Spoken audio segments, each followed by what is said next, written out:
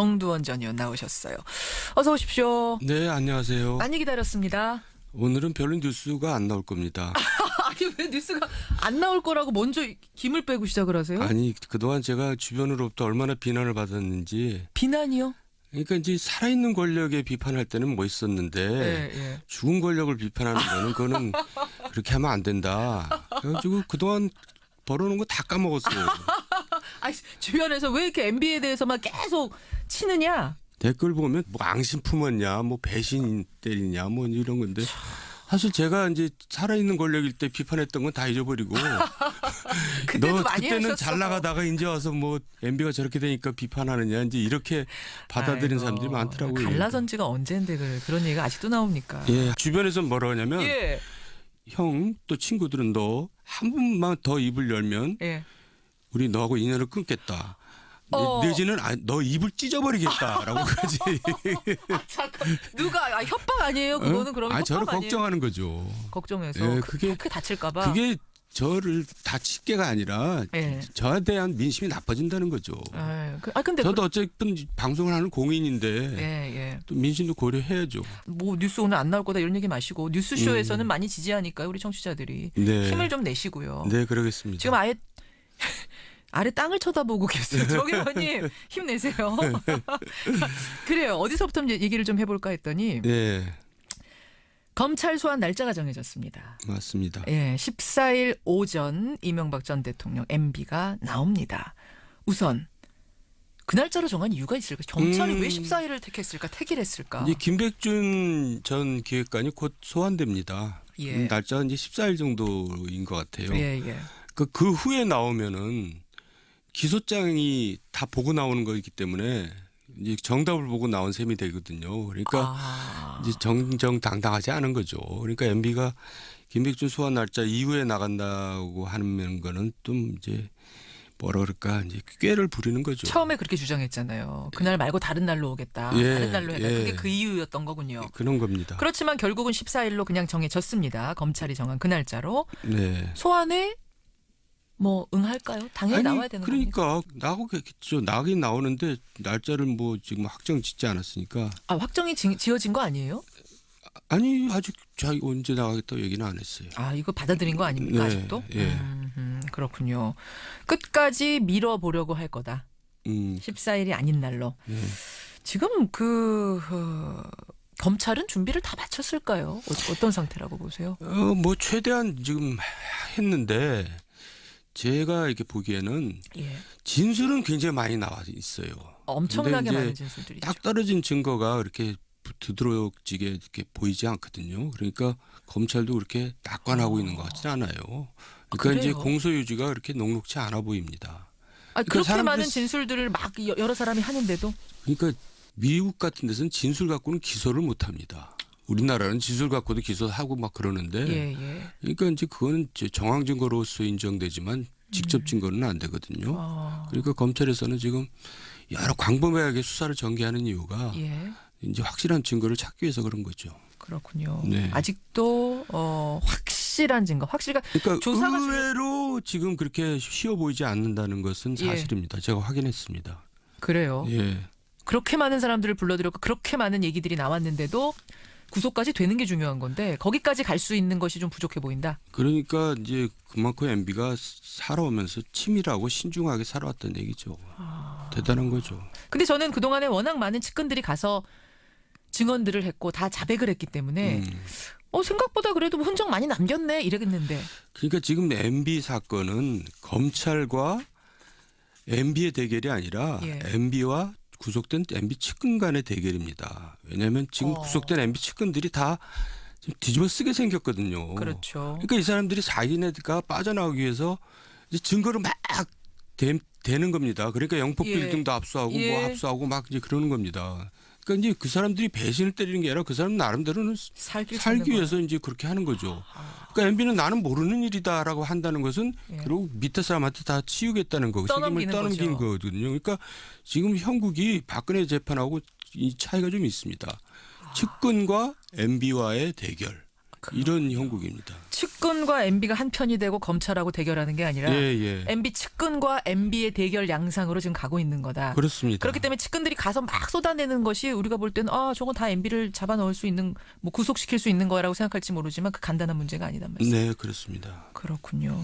그럼 MB 측이 지금 대책 마련에 고심하고 있다라는 얘기를 들었는데 어떤 논의들을 하고 있을까요? 그게 그런 얘기죠. 그러니까 이제 어떻게 하면 다 이제 MB도 저 주변에 있는 변호사들이 이제 그걸 감지를 하고 있을 거거든요. 검찰이 이렇게 곤혹스러워한다는 것을. 그러니까 어떻게든지 빠져나가려고 이제 지금 그 궁리를 하고 있겠죠. 지금 그 곤혹스러워하고 있다는 건 예를 들면 어떤 면이 그렇게 안 맞아서 곤혹스러운 거예요? 예를 들자면. 그러니까 그 광범위하게 수사를 전개한다는 게 예. 그걸 반증입니다. 지금 이것저것 이게 다 한다는 너무 게. 무리해 보이거든요, 검찰이. 그거는 이제 MB를 뭐 크게 엮어넣기 위해서 한다기보다도 예. 뭔가 지금 조급한 거죠.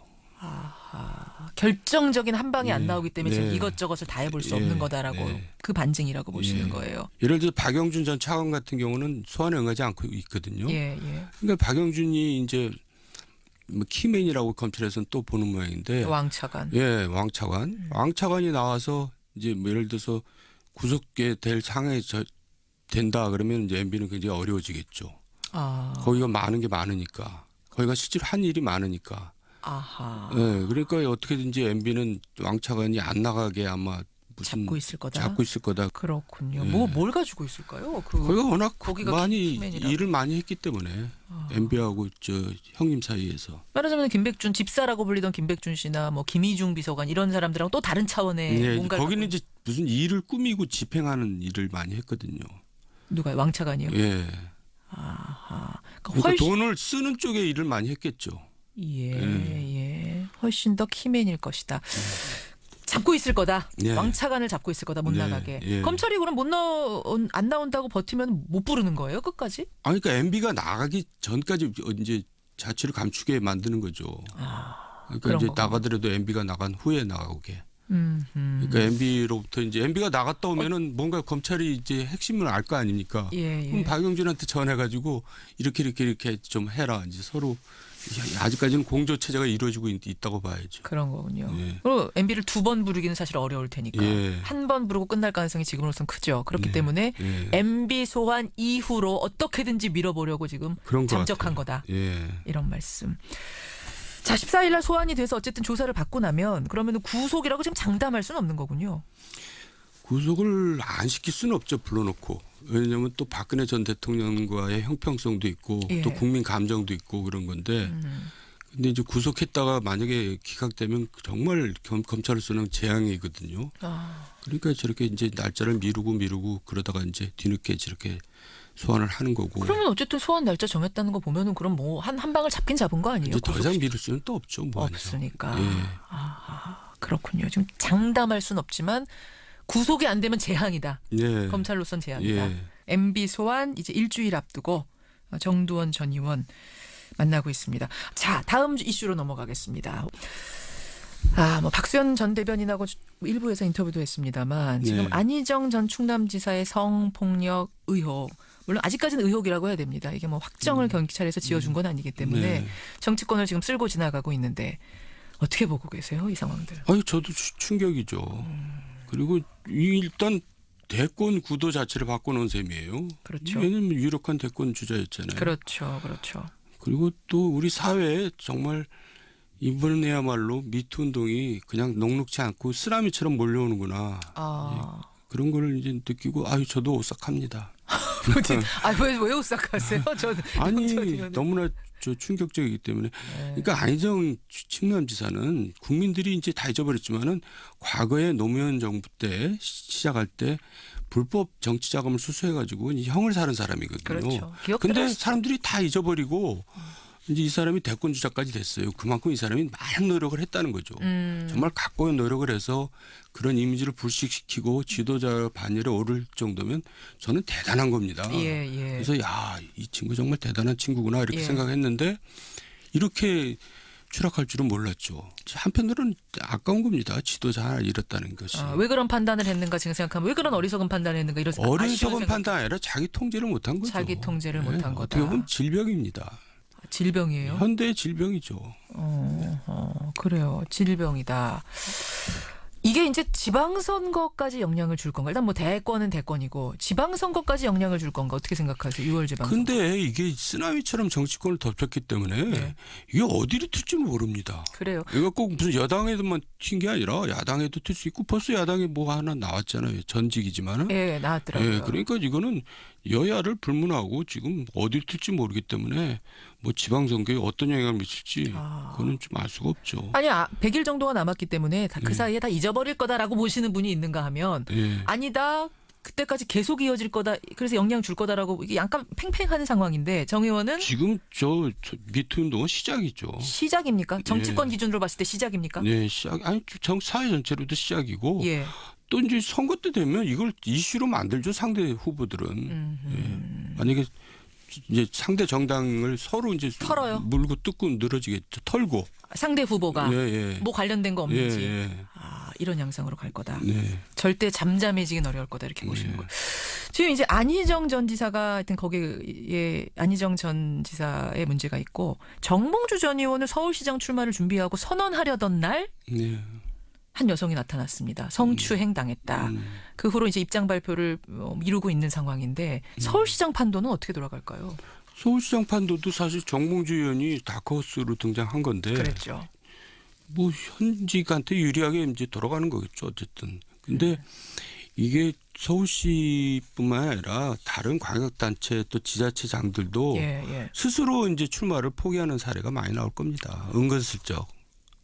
다른 이제 뭐 핑계는 되겠지만 찔리는 사람들은 예. 스스로 포기할 수밖에 없다. 그러겠죠. 혹은 뭐 이 공개적으로 여성이 얘기하기 전에 물밑으로 접촉할 수 있잖아요. 사과하십시오라든지 당신 이런 일이 있었던 거 기억하시 뭐 이런 식이 나면은 스스로 포기할 거다. 이 와중에 또 뭐 돈들을 많이 쓰겠죠. 합의. 예. 우와, 저는 오싹하네요. 그런 얘기 들으니. 현실이죠. 현실입니까? 네. 야, 아니 정치권에서는 뭐 이런 미투 운동 번지기 전부터 이런 얘기들 수근수근 좀 있었어요. 저도 회관했을 때 뭐 그런 이제 카드라 통신들이 많이 오고 갔는데 뭐 그냥 한 귀로 듣고 한 귀로 흘렀죠. 근데 국회의원 그 보좌관들의 대나무 숲 익명 게시판은 지금 이런 얘기들 많이 올라온대요. 그렇다고 익명으로. 그렇더라고요. 그러니까 지금 출마를 생각했던 사람들도 포기하는 사람들이 속출하겠죠. 아까 안희정 전 지사한테 질병이라고 그러셨는데 현대인의 질병을 앓고 있었던 거 아니냐. 아니 안희정 지사의 경우를 보면은 이해가 안 가서 하는 얘기입니다. 어떻게 그렇게까지 노력을 해서 거기까지 온 사람이 그렇게 추락할 수 있냐 이거죠. 그러니까 자기 통제가 도저히 안 된 겁니다.